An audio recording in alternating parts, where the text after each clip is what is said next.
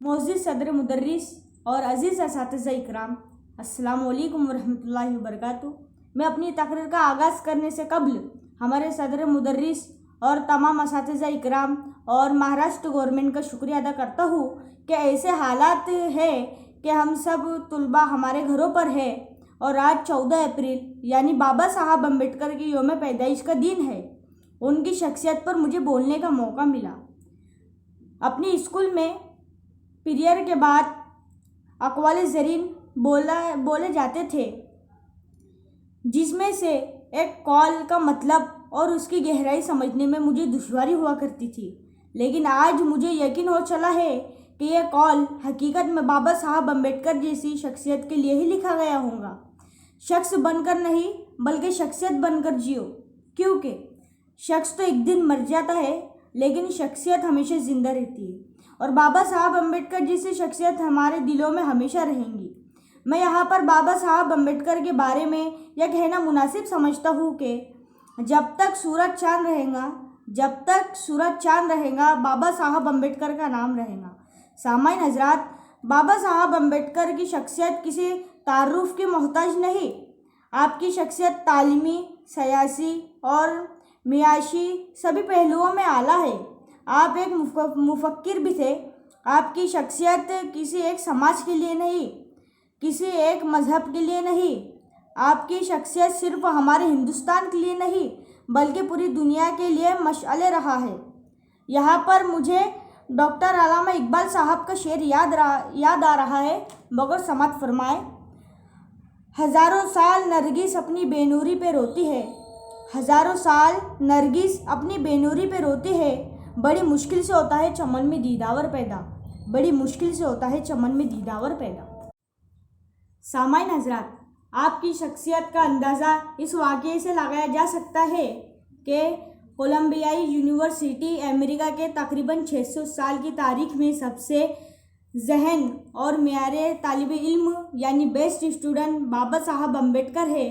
इनकी अज़मत इस बात से साबित होती है कि अमेरिका जैसे तरक्की याफ्ता, महान और ताकतवर मुल्क में कोलंबियाई यूनिवर्सिटी के कैंपस में हमारे बाबा साहब अम्बेडकर की मूर्ति लगाई हुई है।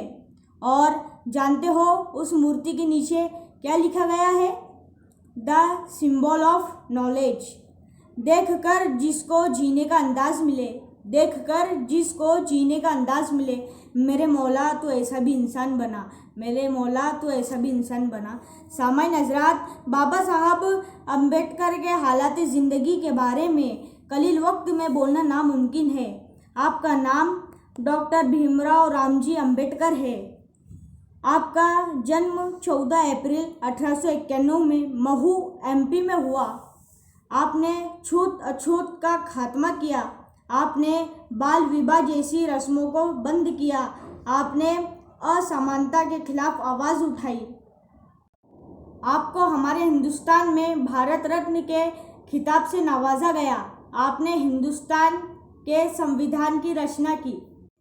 सामाईन हज़रात, अगर एक मुसलमान कुरान के मुताबिक ज़िंदगी बसर करे तो उसकी दुनिया संवर जाती है और आखिरत भी अच्छी रहेंगी, यानी जन्नत मिलेगी। इसी तरह अगर एक हिंदू गीता के मुताबिक ज़िंदगी बसर करे तो उसकी दुनिया भी संवर जाती है और मरने के बाद स्वर्ग में जगह मिलती है। सामाईन हज़रात, दिल थाम कर बैठिए, जो मैं कहने जा रहा हूँ उस पर तवज्जो फरमाए। अगर हर हिंदुस्तानी ने हमारे बाबा साहब अम्बेडकर के लिखे गए संविधान के मुताबिक अमल किया तो कहीं भी हिंदुस्तान में नफ़रतें नहीं रहेंगी। हर जगह प्यार, भाईचारगी, अपनायत, इंसाफ होगा और हमारा हिंदुस्तान अमन व अमान का गहवारा बन जाएगा। सामाईन हज़रात, आइए, अगर हकीकत में बाबा साहब अम्बेडकर को खराज अकीदत पेश करना चाहते हो तो सबसे पहले संविधान की इज्जत करना सीखे। धर्म से ऊपर उठकर देश के खातिर मर मिटने का जज्बा बनाए। आपस में भाईचारगी बनाए रखे और हमारे बाबा साहब अम्बेडकर के तालीमात को आम करे। इस शेर से मैं अपनी तकरीर ख़त्म करना चाहता हूँ। नींद अपनी खोकर जगाया हमको, नींद अपनी खोकर जगाया हमको, आंसू अपने गिराकर हंसाया हमको, आंसू अपने गिराकर हंसाया हमको। कभी मत भूलना उस महान इंसान को, कभी मत भूलना उस महान इंसान को, ज़माना कहता है बाबा साहब अम्बेडकर जिनको।